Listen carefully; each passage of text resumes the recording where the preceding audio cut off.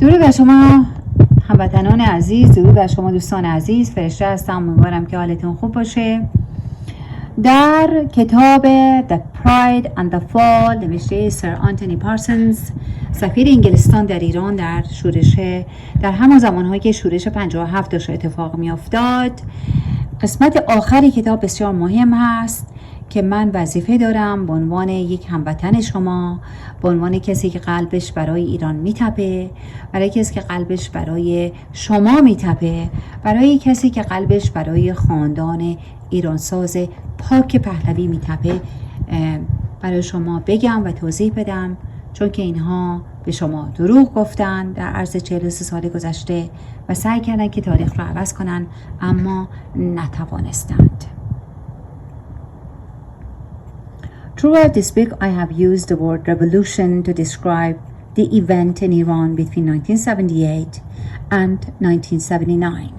Indeed, as I have suggested it, the scale of the political earthquake, which left behind it an entirely different landscape in Iran, was equal to, if did not surpass, that of the two great revolutions of the modern European history, the French and the Russian.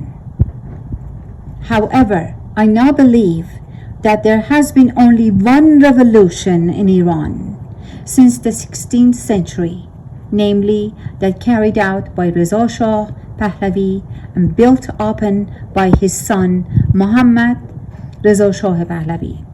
I define a revolution as the destruction of an established society and its replacement by a fresh structure, demonstrably distinct from the old. Reza Shah achieved precisely this. He broke the previous pattern of the Iranian socio-politics. He created a modern army on a European lines, thus adding an important new elements to the power structure of the country. حالا فارسیش هم براتون میگم.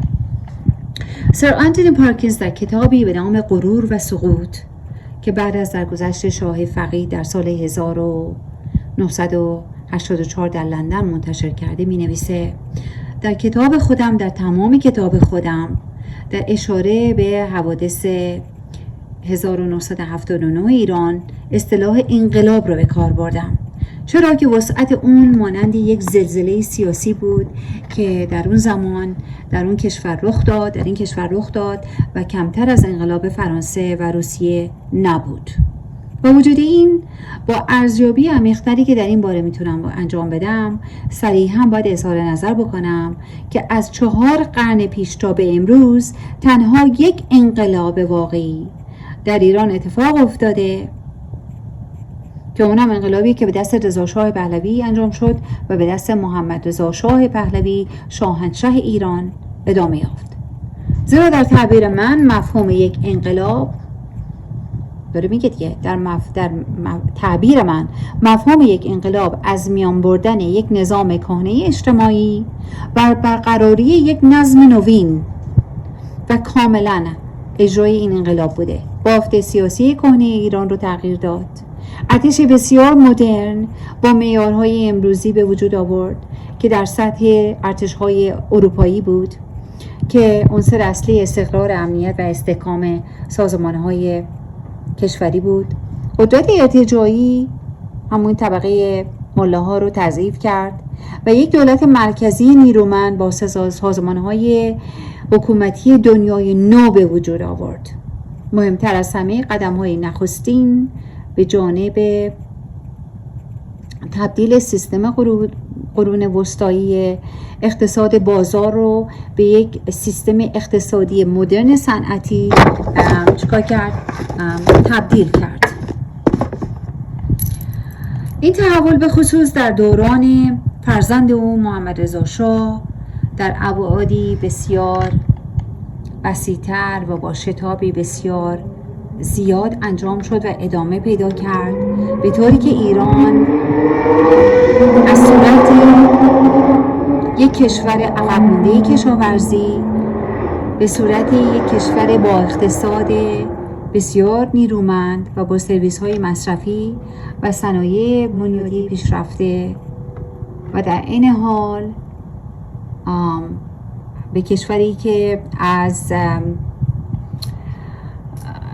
در این حال برخورد از آموزش‌های عمومی و خدمات فراگیر بهداشتی و اینها بود تغییر پیدا کرد.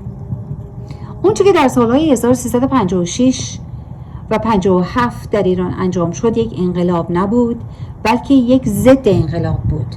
برای بازگرداندن آن ساختار قرون وسطایی که 60 سال پیش رضا شاه بزرگ با اون به خاطر اون به مبارزه بلند شد و برخاست و این ضد انقلاب تونست چرخ زمان رو به مدت 60 سال به نفع بیگانگان به خصوص انگلستان و کشورهای استعمارگر به عقب برگردونه و بازیگر این تئاتر سیاسی که در سال 57 اتفاق افتاد، اون شورش 57 که در اتفاق افتاد فقط به نفع بیگانگان به خصوص انگلستان و کشورهای استعمارگر بود و بازیگر اصلی اون تئاتر همه ملایان و مذهبیون و به اصطلاح روشنفکران ملی و مذهبی بودند و آنچه که شما در انقلاب سفید دیدید نمادی بود از یک انقلاب بزرگ و بسیار ارزشمند که به حق باید آن را بزرگترین تاریخ ایران به نفع مردم دونست و آنچه که در 22 بهمن اتفاق افتاد فتنه‌ای بیش نبود و شورشی بیش نبود که خودتون الان در عرض این 43 سال هر روز به چشم خودتون دارید میبینید و با پوست خودتون دارید و با پوست و روح خودتون دارید حس میکنید. قضاوت در تاریخ است دوستان عزیز.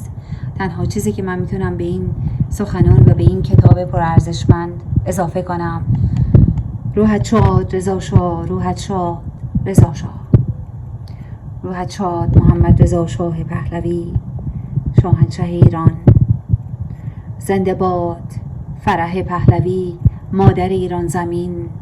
زنده باد یاسمین پهلوی، ملکه ایران. و زنده باد رضا پهلوی، امید ایران.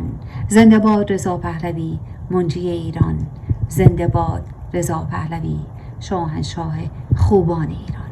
جاوید شاه، جاوید ایران، پاینده شما ایرانیان.